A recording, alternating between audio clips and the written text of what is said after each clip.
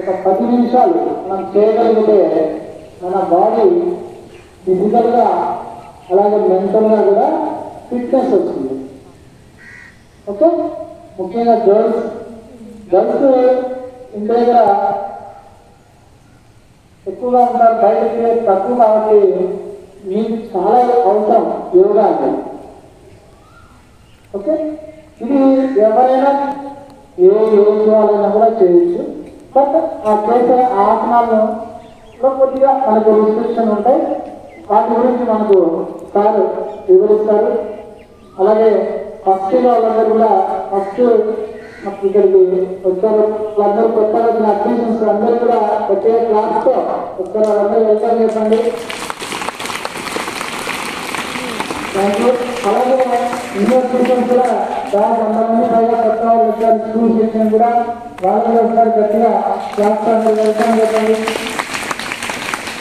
మీకు అందరికీ కూడా ఇక్కడ మన school and colleges activities rules and regulations మీకు అందరికీ కూడా మీకు చాలా ఇష్టపడే విధంగా ఉంటాయి. అలాగే ఇక్కడ స్టాఫ్ కూడా చాలా ఫ్రెండ్లీ స్టాఫ్. మనం కూడా ఏం చేయాలంటే మన డిసిప్లిన్ ఫాలో అవుతుంది, బాగా ఎంజాయ్ చేయాలి. అర్థమవుతుందా? వచ్చినప్పటి నుంచి కాలేజ్ అంటే ఏదో అనుకోని లేకపోతే అంటే అటువంటి థాట్స్ లేకుండా మన లైఫ్ చాలా ఉంది, మనం ఏం చేయాలనేది మనకు ఇక్కడ లెక్చరర్స్ ఉన్నారు, టీచర్స్ ఉన్నారు.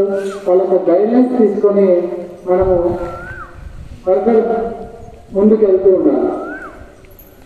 మీరు చూశారు కదా మన రిజల్ట్ ఎంత వచ్చింది. సెకండ్ ఇయర్లో 1978 మార్క్స్ వచ్చాయి.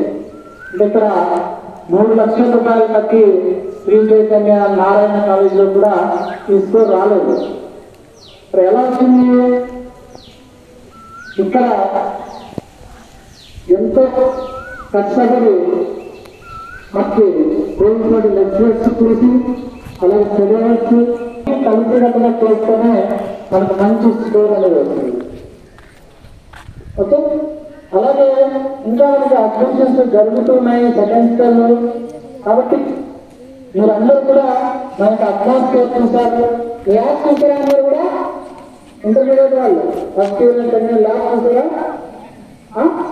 చూడని వాళ్ళు ఇమ్మీడియట్గా చూడండి, సార్ వాళ్ళు చూపిస్తారు. మీకు ల్యాబ్ ఉంది, ఇంకా అన్ని ఫెసిలిటీస్ ఉన్నాయి. కాబట్టి మీరు ఏం చేయొచ్చు, ఇంకా ఎవరైనా ఎక్కడైనా కాలేజీలో చేరకుండా తెలంగాణలో ఉన్నటువంటి వాళ్ళకి మన కాలేజ్ గురించి చెప్పి మీరు అడ్మిషన్స్ చేపిస్తారని చెప్పి నేను ఆశిస్తున్నాను. ఎందుకంటే ఒక మంచి అట్మాస్ఫియర్ మీకు తక్కువ ఫీజుకే మీకు మంచి మార్కులు ఇస్తున్నాం. కాబట్టి మీరందరూ కూడా ఇన్స్పైర్ చేసుకుని మన బాధ్యతగా ఇది మన స్కూలు మన కాలేజీ అనే ఒక ఫీలింగ్ వచ్చినప్పుడు ఈవెంట్ అడ్మిషన్. ఓకే, కూడా మీరు మన కాలేజ్ అలాగే స్కూల్ గురించి ఇంకా మనకి అడ్మిషన్స్ ప్రోగ్రెషన్లో ఉన్నాయి. కాబట్టి మీరు ప్రతి ఒక్కరు కూడా అట్లీస్ట్ తెలిసిన వాళ్ళని బంధువులు కానీ మీ స్కూల్ మేట్స్ కానీ మన దగ్గర చేయించడానికి ప్రయత్నం చేయండి. ఇప్పుడు మనకి యోగా గురించి ఇంపార్టెన్స్ గురించి నావతరావు సార్ ఎక్స్ప్లెయిన్ చేస్తారు. Thank you. అందరికీ 11వ అంతర్జాతీయ యోగా దినోత్సవ శుభాకాంక్షలు. ఇది 1914 జూన్ 1న నరేంద్ర మోడీ ప్రవేశపెట్టారు.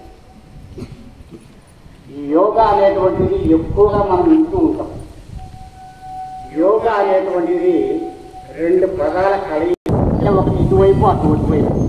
మరి ఆ రెండింటిని ఒకే వైపు నడిపించాలంటే ఆ రెండింటి మధ్యలో ఒక ఖాళీ అన్నారు.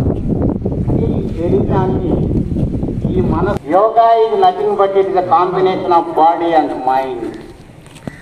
దీన్ని మొట్టమొదట మన ఋషివర్యులు పతంజలి మహర్షి దీన్ని ప్రవేశపెట్టారు. ఎందుకంటే రాబోయేటువంటి ఈ జనరేషన్ అంతా అనారోగ్యంగా ఉంటుంది, అల్ప ఆయుష్యులుగా ఉంటారు. ఆయన ఈ యోగ సూత్రాలు అనేటువంటి ఒక మహత్ గ్రంథాన్ని ఆయన రాసినారు. ఈ యోగా అనేటువంటిది 8 సోపానాల సంపుటి. ఇది ఈజ్ కన్సిస్టింగ్ ఆఫ్ 8 పార్ట్. ఇవే యమ చేయాలన్నా ప్రతి దానికి మనం we expect some returns, we expect some outcomes by doing any sort of work. అయితే యోగా చేయడం వల్ల మనకి ఏమిటి? there are lot of benefits if we do yoga regular. శరీరానికి కదిలేటువంటి స్వతసిద్ధమైనటువంటి పవర్ దీనికి లేదు. ఇది ఒక వ్యాన్ లాంటిది. డ్రైవర్ లేకపోతే ఎన్ని రోజులైనా అట్లే ఉంటుంది. అది డ్రైవర్ వస్తే మార్గంలో పెట్టేదానికి ఉపయోగపడేటువంటిదే యోగా.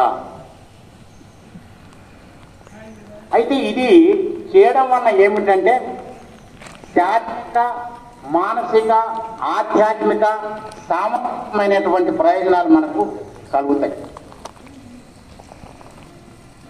అందుకనే మనకు యోగా శాస్త్రం చెప్తుంది, ఎవరు కూడా రోగంతో కాదు మరణించాల్సింది, యోగంతో మరణించాలి. ఎందుకంటే ఈ సృష్టిలోకి వచ్చినటువంటి ఏ జీవి ఎప్పుడు ఒకే స్థితిలో ఉండదు. అది సృష్టి యొక్క ధర్మం. కాబట్టి అందరం ఆయారం గయారం రావాలి పోవాలి. ఆ పోయేటప్పుడు మనం హాయిగా, ఆనందంగా, సునాయాసనంగా, ఎటువంటి